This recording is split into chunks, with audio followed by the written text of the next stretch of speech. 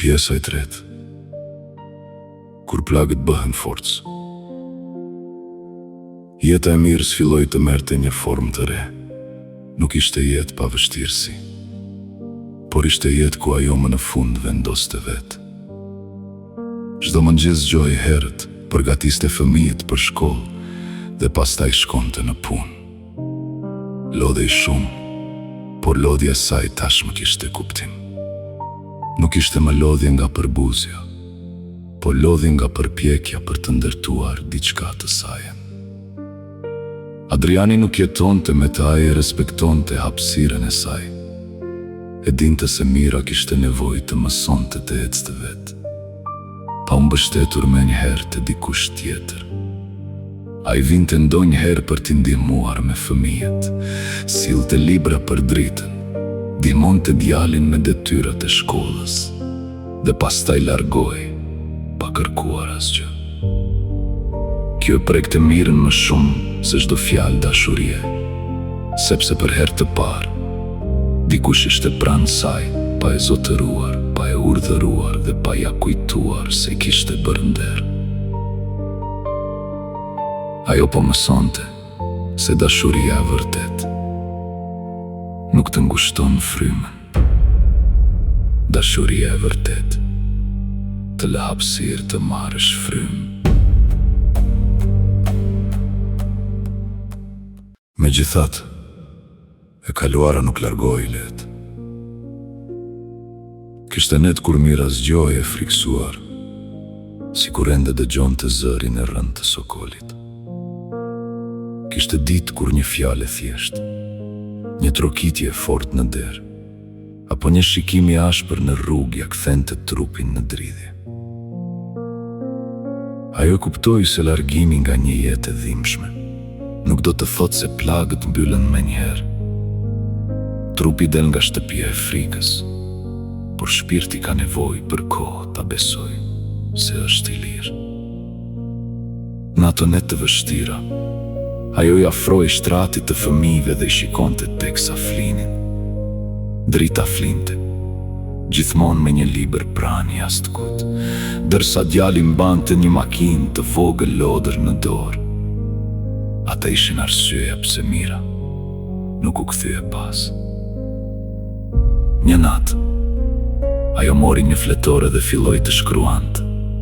Në faqen e parë shkroi: "Unë nuk jam vetëm ajo që më ka ndodhur, jam edhe ajo që mbijetoj." Që nga ajo natë, shkrimi u bë ilaçi i saj i heshtur. Mira filloi të shkruante çdo mbrëmje. Në fillim vetëm disa fjali, pastaj faqe të tëra. Shkruante për vajzërinë e saj, për martesën e parë, për humbjen e djalit, për Ilirin, për martesën e dytë, për fëmijët, për frikën, për turpin që ja kishin vendosur mbi shpinë pa qenë fajtore. Ajo nuk shkruante për t'u ankuar, shkruante për të mos u harruar nga vetja. Një ditë, Drita e gjeti fletore mbi tavolinë dhe e pyeti: "Nën, çfarë shkruan këtu?" Mira u step, për një çast u friksua, por pastaj e kuptoi se nuk donte më të fshihte të vërtetën nga vajza e saj. "Shkruaj për jetën time, bija ime. A është e trishtuar?" Mira e pa gjatë: "Po, në disa faqe është shumë e trishtuar, por dua që fundi të mos jetë i trishtuar." Drita ju afrua dhe e përqafoi: "Atëherë shkruaj edhe për mua, se unë dua të jem në pjesën e lumtur." Mira qeshi me lot në sy: "Ti je arsyeja pse pjesa e lumtur filloi."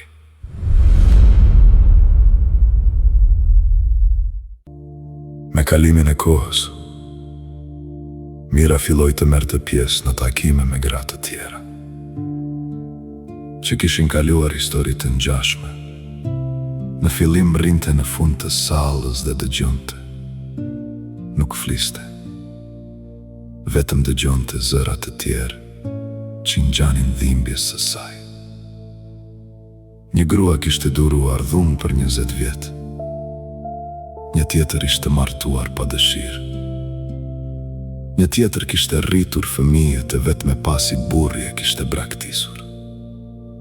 Secila kishte një plag, por secila kishte edhe një dritë të vogël në sy. Mira kuptoi diçka të rëndësishme. Dhimbja e saj nuk ishte vetëm e saj. Ishte pjesë e një historie më të madhe, e një heshtjeje që shumë gra e kishin bartur brez pas brezi. Një ditë, gruaja që drejtonte takimin i tha: Mira, do shta një ditë mund të lexosh diçka nga ajo që ke shkruar. Ajo u tremb. Jo, nuk mundem, zëri më dridhet. Gruaja buzëqeshi. Le të dridhet, do një herë zëri, që dridhet është me i vërteti. Ajo fjali mbeti, gjatë në mendjen e saj.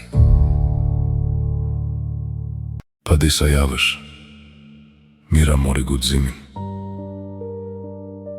Në një takim të vogël, me 10 gra të ulura në rreth, ajo hapi fletorën. Duart i dridheshin atë shumë sa faqet me zi mbante. Adriani nuk ishte aty. Fëmijët nuk ishin aty. Ishte vetëm ajo dhe vërteta e saj. Ajo lexoi. Për shumë vite mendova se faji ishte imi, mendova se duhej të duroja, sepse kështu më kishin mësuar. Mendova se një grua e mirë nuk ankohet, nuk kundërshton dhe nuk kërkon shumë. Por sot e di se një grua e mirë nuk është ajo që pranon të shuhet. Një grua e mirë është ajo që mbron shpirtin e vet dhe fëmijët e saj nga errësira. Kur mbaroi, në sallë ra heshtje. Pastaj njëra nga gratë filloi të çante. Një tjetër i kapi dorën. Dikush i tha: Ti fole edhe për mua. Mira e kuptoi se fjala e saj nuk ishte më vetëm kujtim dhimbjeje, ishte bërë dëshmi. Dhe dëshmia, kur thuhet me zemër, mund të bëhet forcë për dikë tjetër.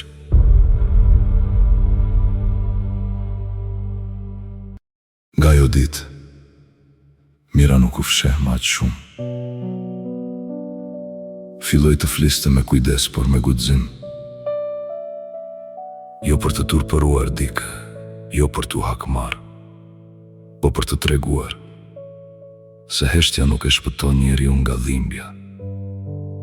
Heshtja shpesh e zgjat dhimbjen.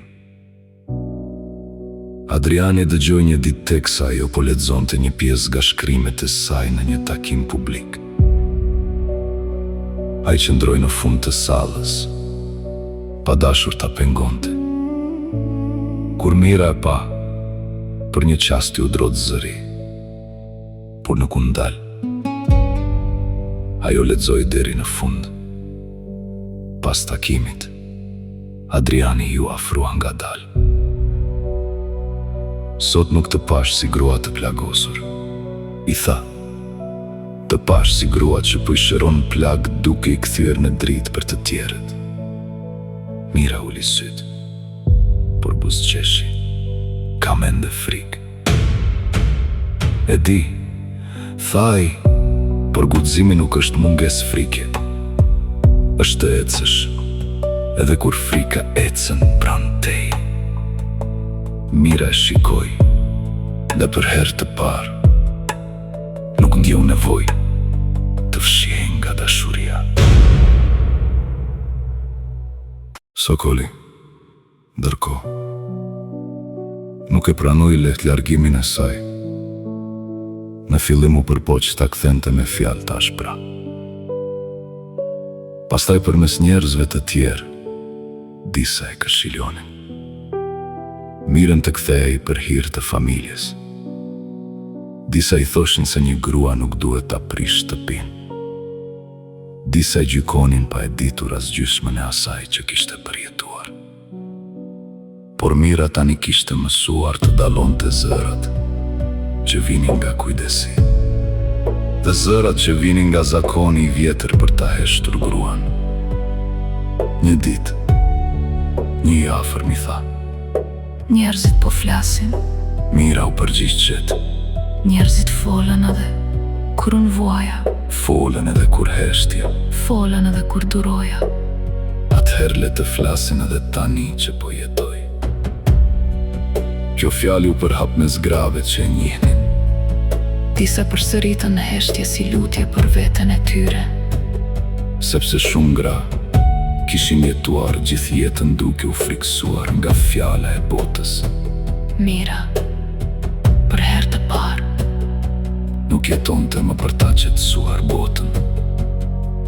Ajo po jetonte për ta qetësuar shpirtin e saj.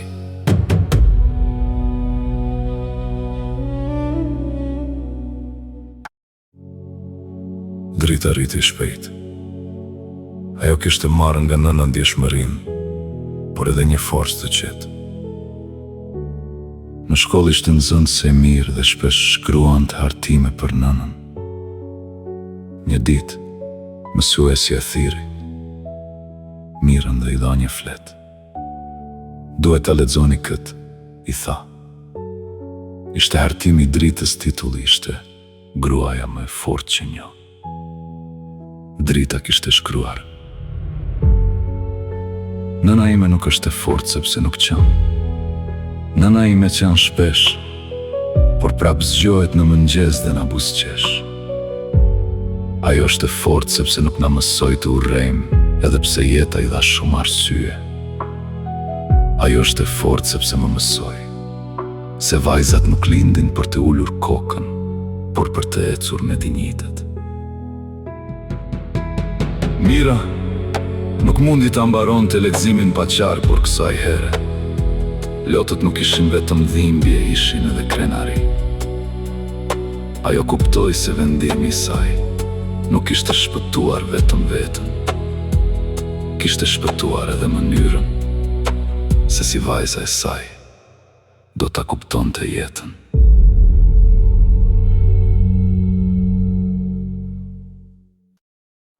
Një mbrëmje, Mira dhe Adriani ulën pranë lumit. Aty ku dikur ajo kishte frikë t'i pranonte ndjenjat e veta. U i rrithë qetë, sikur koha kishte mësuar të mos nxitonte. Ka menduar shumë, tha Mira. Adriani nuk foli, ai e dinte se kur Mira thoshte këtë fjalë, duhej vetëm të dëgjonte.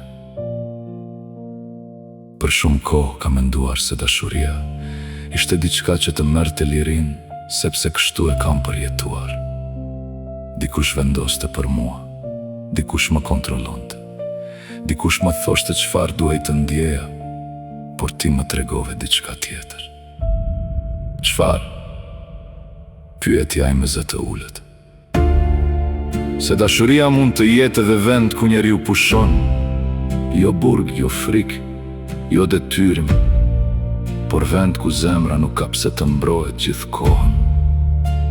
Adriani ja mori dorën. Unë nuk dua të jem pronari i jetës sate, Mira.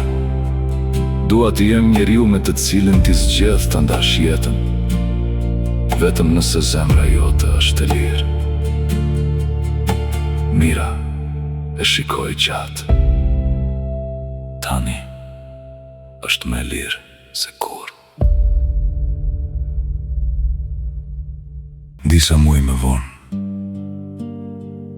Mira vendosi ta botonte historinë e saj në një libër të vogël.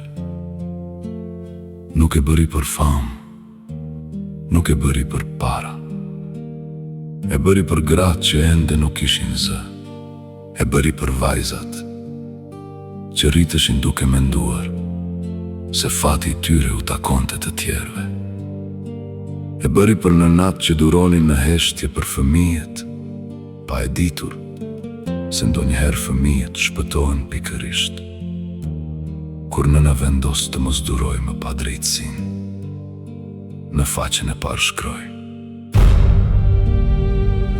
për çdo grua që i kanë thënë të heshtë, por zemra e saj ka vazhduar të flasë. Në ditën e promovimit, salla ishte vogël, por e mbushur me njerëz. Drita ishte ulur në rreshtin e parë. Djali mbante në dorë një lule Adriani që ndronte pak më pas, me sytë e mbushur me krenari. Kur Mira u ngrit të fliste, zëri u drodh përsëri. Por këtë herë nuk u turpërua nga dridhja. Ajo tha: kjo nuk është histori për të kaluarën time. Është histori për ditën kur vendosa të mos i përkas më frikës. Dhe salla shpërtheu në duar trokitje.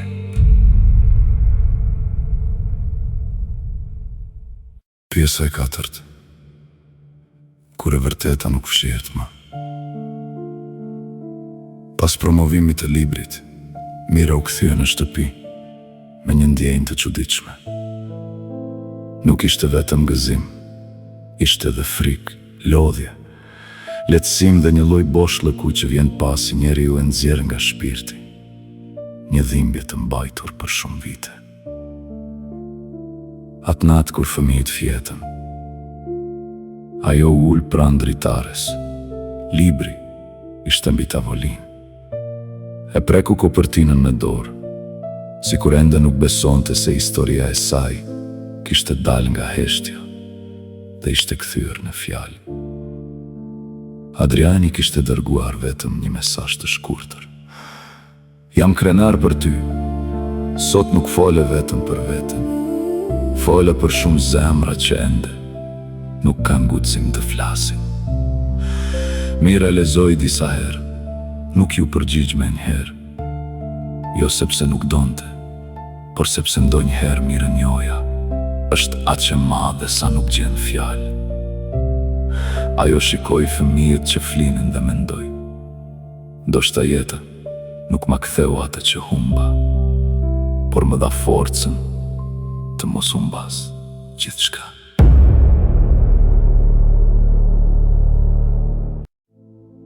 Ditët pas botimit nuk ishën të lehta. Disa njerëz e përgëzuan Mirën, por kishte edhe nga ata që gjykuan. Disa thanë se nuk duhej t'i nxirrte dhimbjet para botës. Disa thanë se një grua duhet t'i mbaj brenda problemet e shtëpisë. Disa të tjere quajtën të guximshme, por me zë të ulët, sikur edhe guximi i saj ishte diçka që duhej fshehur.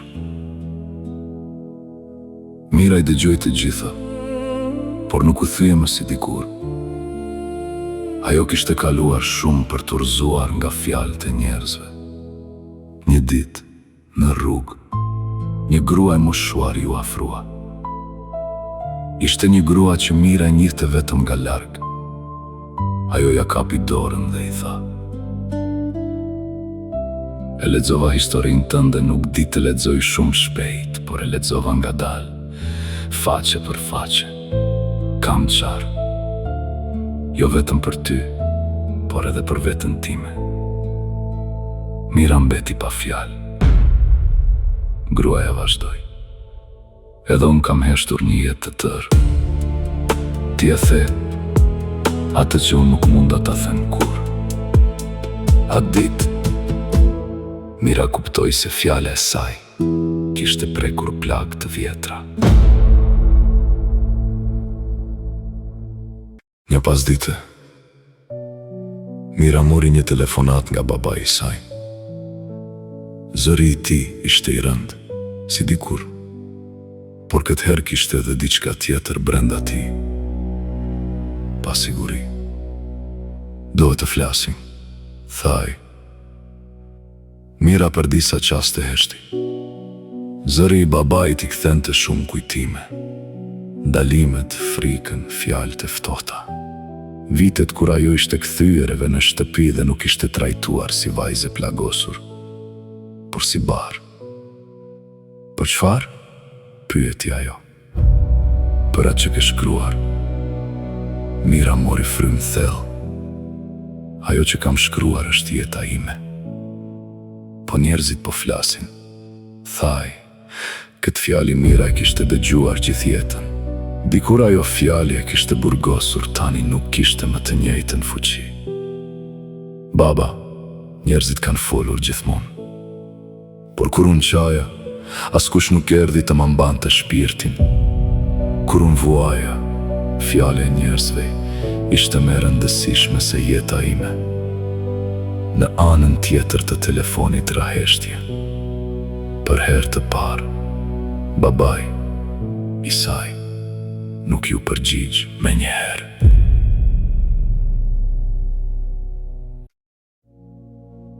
Pas disa ditësh, baba erdhi ta takonte. Ishte plakur shumë. Supët i kishte më të përkulura, fytyrën më të lodhur dhe sytë më pak të ashpër. Mira e priti me kujdes, por jo me frikën e dikurshme. Ai hyri brenda dhe shikoi përreth. Shtëpia ishte e thjeshtë, por e pastër. Në mur kishte vizatime të dritës, fotografi të fëmijëve dhe një raf të vogël me libra. Jeton mirë? Pyeti ai. Mira pa drejt në sy. Jetoj më qetë. Babai uli kokën për disa qaste, duke sikur po kërkonte fjalë që nuk i kishte përdorur kurrë. Doshta kam gabuar me ty, thamë në fund. Kjo fjali e goditi Mirën më shumë se çdo qortim. Ajo e kishte pritur vite të tëra, por kur erdhi, nuk i solli me njëherë gëzim, i solli lot. Nuk më le të qaja si vajzë baba, tha ajo, më detyrove të heshtja si fajtore. Ai mbylli syt. Atëherë kështu dinim, kështu na kishim mësuar. Po, tha Mira, por dhimbja ime nuk u bë më e vogël, pse ju nuk dinit më mirë. Biseda me baban ishte e gjatë dhe e rëndë. Nuk u shëruan të gjitha plagët atë ditë. Disa plagë janë shumë të thella për të mbyllur me një falje të vetme. Por diçka ndryshoi. Babai i saj, për herë të parë, e dëgjoi pa e ndërprerë. Mira i tregoi si ishte ndjerë, kur e kishin martuar pa e pyetur. I tregoi si ishte kthyer pas humbjes së burrit dhe fëmijës me shpirt të thyer, dhe si në vend të përqafimit kishte gjetur rregulla, turp dhe izolim. Unë kisha nevojë për baba, i tha ajo, jo për ojtar. A i qau jo me zë të lartë, lotët i ran nga dal, si gur të vegjël që shkëputën nga një mur i vjetër. Më fal, bi, tha ai. Mira nuk ju hodh në krah me njëherë. Nuk ishte aq e lehtë, por ja zgjati dorën. Nuk e di nëse mund të harroj, tha ajo. Po ndoshta mund të fillojmë të flasim si njerëz, jo si gjykatës dhe e gjykuar. Aja shtrëngoi dorën, dhe në atë qast, një mur i vjetër filloi të qaj.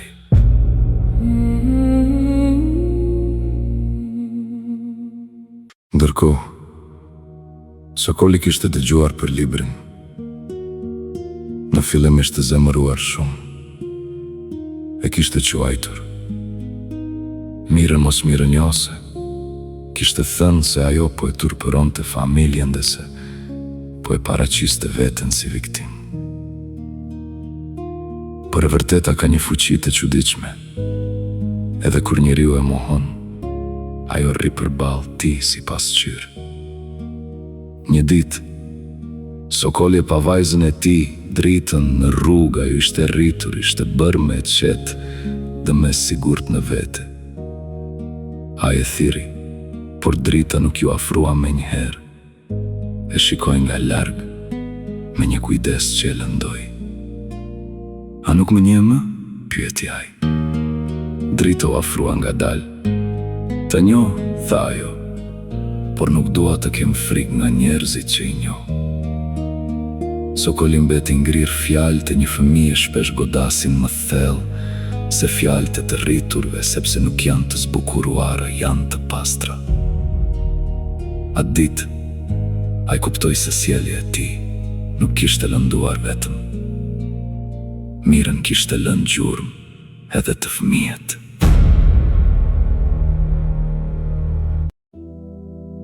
Pas disa javësh, Sokoli kërkoi ta takonte Mirën. Ajo pranoi, por vetëm në një vend publik. Nuk donte më takime ku të ndiheje mbyllur, e vogël apo pa dëshmitar. U ulën në një kafene të qetë, pranë dritares. Sokoli duke me i lodhur, nuk kishte më atë tonin e vjetër urthërues. Ose ndoshta Mira nuk e dëgjonte me frikën e dikushme.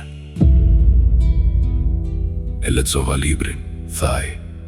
Mira nuk foli. Nuk pajtohej me gjithçka, vazhdoi ai. Por disa gjëra ndoshta janë të vërteta. Mira e pa qetë. Nuk e shkrova për të shkatëruar ty, e shkrova që të mos shkatërohem unë nga heshtja. Sokoli uli syt, kam qenë i ashpër. Jo vetëm i ashpër, tha Mira. Ke qenë i pa drejt, ke harruar, se para teje nuk ishte një send, por një njeri. Ai nuk kundërshtoi. Nuk di si të kërkoj falje, thaj pas pak. Mira mori frymë thellë. Filo duke mos e mohuar ma që ka ndodhur.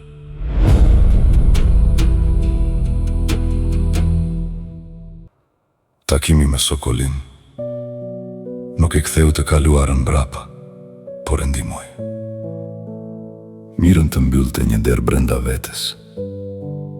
Ajo nuk kishte nevojë që ai të bëhej njëri tjetër për të vazhduar jetën e saj. Nuk kishte nevojë as për miratimin e tij, por kishte nevojë të thoshte të vërtetën pa ju dridhur zëri. Kur u kthye në shtëpi, Adriani e pyeti: si shkoj? Mira ul pranë tij dhe tha: nuk e di nëse kërkoj falje vërtet, por unë nuk isha më ajo grua që priste të lejohej të fliste.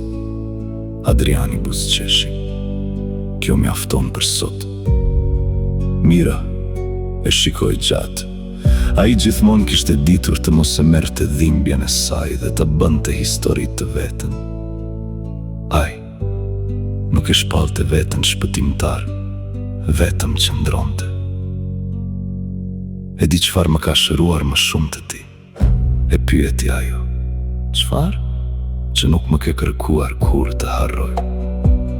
Më ke lejuar të kujtoj pa më gjykuar. Adriani ja mori dorën, sepse njeriu nuk shërohet duke harruar, shërohet kur kujtimi nuk e mbyt më. Drita dhe vëllai i saj filluan ta pranonin praninë e Adrianit në jetën e tyre. Jo menjëherë, jo pa kujdes, por dalën nga dalë. Adriani nuk u përpoq kur ta zëvendësonte askënd. Ai nuk kërkoi ta quanin baba. Nuk kërkoi vend që nuk i takonte, vetëm ishte aty.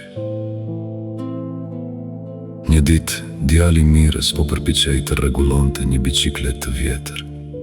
Adriani ju afrua dhe i tha: a do ndim? Djali ngriti supet: di vet. Adriani qeshi lehtë: mirë, unë do të rri këtu nëse të duhet, më thirr. Pas disa minutash, djali tha me zë të ulët: ndoshta pak dim. Ata punuan bashk për gati një orë, kur bicikleta më në fund u rregullua. Djali e provoi në obor dhe qeshi me gjithë shpirt. Mira i pa nga dritarja dhe ju mbushën syt me lot. Jo sepse çdo gjë ishte bërë për kryer, por sepse fëmijët e saj po mësonin një lloj tjetër afërsie. Një afërsi pa frikë. Kjo ishte fitore e madhe.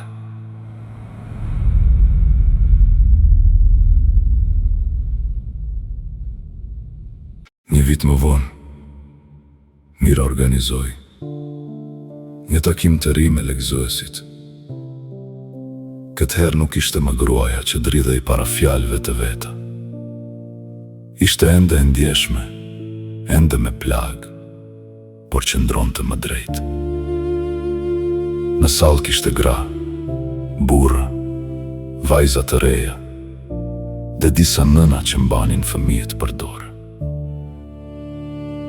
Ajo lexoi një pjesë nga libri i saj i ri që kishte filluar ta shkruante. Lumturia nuk më erdhi si parrall. Nuk erdhi me kalë të bardhë, as me muzikë, as me premtime të mëdha. Lumturia erdhi si mëngjes i qetë, erdhi kur fëmijët e mi filluan të qeshnin pa u trembur. Erdhi kur unë munda të shikoja veten në pasqyrë pa e pyetur botën nëse kisha të drejtë të ekzistoja. Erdhi kur kuptova se dashuria nuk është pronësi, por pranvënie. Kur mbaroi, salla e shti për një çast. Pastaj duartrokitjet filluan ngadalë dhe u bën të forta. Mira nuk qau këtë herë. Ajo buzëqeshi. Sepse më në fund e ndjeu se historia e saj nuk ishte më vetëm histori dhimbjeje. Ishte histori ringritjeje. Një vit më vonë, Mira organizoi një takim të ri me lekëzuesit. Këtë herë nuk ishte më gruaja që dridhej para fjalëve të veta. Ishte ende e ndjeshme, ende me plagë, por qëndronte më drejt. Në sallë kishte gra, burra, vajza të reja dhe disa nëna që mbanin fëmijët për dorë. Ajo lexoi një pjesë nga libri i saj i ri që kishte filluar ta shkruante. Lumturia nuk më erdhi si parrall. Nuk erdhi me kalë të bardhë, as me muzikë, as me premtime të mëdha. Lumturia erdhi si mëngjes i qetë, erdhi kur fëmijët e mi filluan të qeshnin pa u trembur. Erdhi kur unë munda të shikoja veten në pasqyrë pa e pyetur botën nëse kisha të drejtë të ekzistoja. Erdhi kur kuptova se dashuria nuk është pronësi, por pranvënie. Kur mbaroi, salla e shti për një çast. Pastaj duartrokitjet filluan ngadalë dhe u bën të forta. Mira nuk qau këtë herë. Ajo buzëqeshi.